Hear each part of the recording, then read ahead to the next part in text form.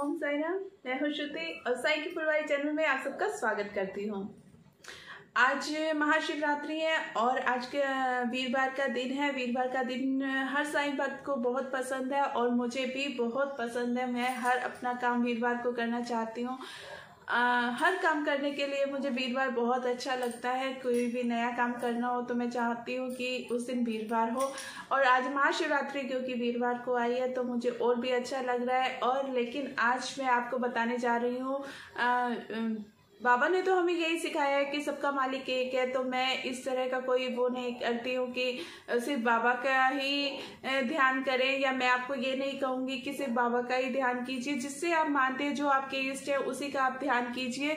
लेकिन आज महाशिवरात्रि है तो आज हम कुछ भोले बाबा के बारे में बात करेंगे। उनके बारे में एक प्यारी सी कथा सुनाऊंगी मैं आज आपको। तो कथा कुछ ऐसे करके है कि एक बार एक साधु होते हैं तो उनका एक बेटा होता है। उनकी पत्नी होती है। पत्नी अपने पति के कहे अनुसार चलती है, वो उसी तरह से अपने संस्कारों को लिए हुए चलती है। लेकिन जो उनका पुत्र होता है वो बिल्कुल अवगुणी होता है, उसमें कोई गुण नहीं होता है और वो कोई भी बात अपने पिता की नहीं मानता, माता की नहीं मानता। हर तरह के बुरे कामों में वो पड़ जाता है। और जो कि एक साधु के पुत्र होने में जो उसको संस्कार मिले, लेकिन वो संस्कारों से बिल्कुल ही विपरीत दिशा में चलता है। वो उनका बिल्कुल भी पालन नहीं करता है और हर तरह का बुरे काम में, जुआ खेलना, बुरी संगत में पड़ना, इस तरह का उसका जीवन जो दिनचर्या उसकी इस तरह से हो गई थी। लेकिन जब भी कभी साधु घर आते और अपने बेटे के बारे में पूछते तो माँ अपने प्यार के उसमें उसे उसकी सभी अवगुणों को छुपा लेती थी और नहीं बताती थी कि वो कहाँ पर है, कैसे है। तो किसी न किसी तरीके से बात को टाल दिया करती थी।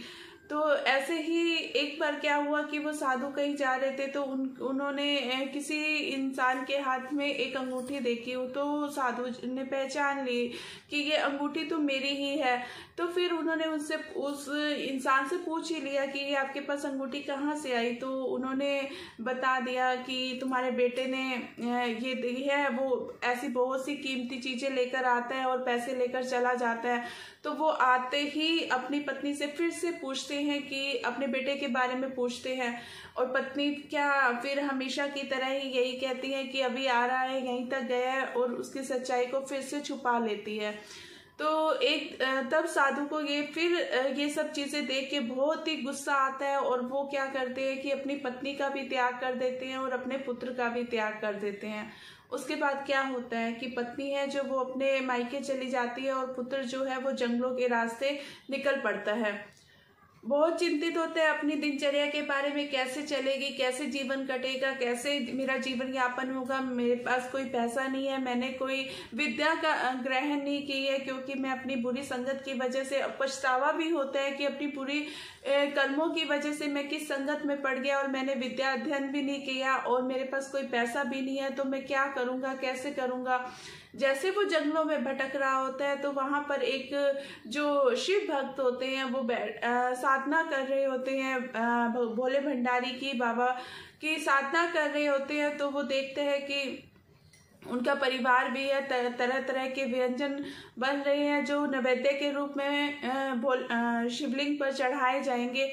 तो वो रात का इंतजार करता है। वो देखते हैं कि जब ये सब लोग सो जाएंगे तो मैं अपना वो जो व्यंजनों की खुशबू है उसको तक पहुंच जाती है और उससे रहा नहीं जाता। तो वो उनके सोने का इंतजार करता है, जब ये सब लोग सो जाएंगे तो मैं वो खा लूंगा, ऐसा कुछ मन में वो विचार कर लेता है। उसके बाद क्या होता है कि जब सब लोग सो जाते हैं तो वो अंधेरा हो जाता है, रात हो जाती है। तो क्या करता है कि मंदिर में जाता है, बचता बचाता किसी को छू न जाए, तो वो अपनी धोती से एक कपड़ा फाड़ कर दिया जला देते हैं। जब वो दिया जलाता है तो शिवलिंग जगमगा उठता है और फिर उसके बाद जो बाबा को शिवलिंग पर नैवेद्य चढ़ा होता है वो सब उठाकर, सबसे बचते हुए कि किसी को पैर ना लग जाए, कहीं से किसी को छू ना जाए, किसी को आवाज ना आ जाए कि कोई है, तो वो बचता हुआ निकल ही रहा होता है। तो क्या होता है कि उसका पैर किसी परिवार के इंसान को छू जाता है। तो एकदम से शोर मच जाता है, हाहाकार मच जाता है, कौन है, क्या पकड़ो इसे, चोर चोर चोर, इस तरह से करके शोर मच जाता है। जब शोर मच जाता है तो वो लोग उसे पकड़ लेते हैं, आसपास वाले भी पकड़ते हैं और सोचते हैं कि मंदिर से पता नहीं क्या चुरा के जा रहा है, और वो उसे मारते हैं। मार मार के वो वैसे ही, उसमें कुछ जान नहीं बची होती, भूखे पेट वो मर जाता है। जब वो मर जाता है तो यमदूत उसे लेने आते हैं। इधर से यमदूत उसे लेने आते हैं, यमदूत उसे लेकर जाने लगते हैं, बांध रहे होते हैं। इतने में क्या होता है कि शिवगण आ जाते हैं। शिवगण उसे लेने आते हैं तो वो कहते हैं कि तुम इसे छोड़ दो। यमदूतों को कहते हैं इसे शिवलोक में ले जाया जाएगा। तो जो यमदूत होते हैं वो कहते हैं इसने कोई अच्छा काम नहीं किया है जीवन में, हर तरफ से मतलब जुआ खेला है, बुरे काम किए हैं, कोई साधना नहीं की, कोई कुछ नहीं किया, तो आप इसे शिवलोक क्यों ले जाना चाहते हैं। तो वो कहते हैं कि चाहे तुमने इसके बुरे कर्मों को देखा है, लेकिन इसने जो अपनी धोती का कपड़ा फाड़ कर दिया जलाया और शिवलिंग के आगे दिया जलाया, और जो शिवलिंग पर नैवेद्य चढ़ाया गया था, इसने वो ग्रहण किया है। उसके बाद इसके सारे पाप जो है भस्म हो जाते हैं। तो ये अब शिवलोक जाएगा, ये यमलोक नहीं जाएगा। तो यमदूत तो वापस चले जाते हैं और यमराज को जाके सब बात बताते हैं। तो मैं आपको ये बताना चाहती हूँ कि उसने चाहे जीवन में अनेक बुरे कार्य किए थे, सब कुछ उसने गलत किया था, लेकिन जो अंत समय में उसने जो शिवलिंग पर चढ़ाया हुआ प्रसाद था, वो जो नैवेद्य था, उसको ग्रहण किया। और दूसरा, उसने अपनी धोती का कपड़ा फाड़ कर जो शिवलिंग पर के सामने दिया जलाया, चाहे वो उसने अपने अच्छे मन से नहीं जलाया, चाहे वो उसने अपनी आराधना, अपनी साधना को समझ के नहीं जलाया, उसने अपने स्वार्थ के लिए जलाया था, कि कहीं अंधेरे को दूर करने के लिए, कि कहीं किसी को पैर मेरा ना लग जाए, कहीं कोई जग ना जाए कि मैं यहाँ से जो सामान खाने का लेकर भाग रहा हूँ, कहीं किसी को पता ना लग जाए। चाहे वो उसके पीछे अपना स्वार्थ था, लेकिन जो अंत समय में उसने वो काम किया, तो उस कार्य ने उसके सारे पिछले कर्मों को भस्म कर दिया। जो उसने पाप कर्म किए थे सब भस्म हो गए। तो ऐसे ही हमारे भोले भंडारी हैं, जो इतने भोले हैं कि आप उन्हें जरा सा भी प्यार से पुकारेंगे तो वो दौड़े चले आएंगे और अपने भक्तों की हमेशा सहायता करते हैं।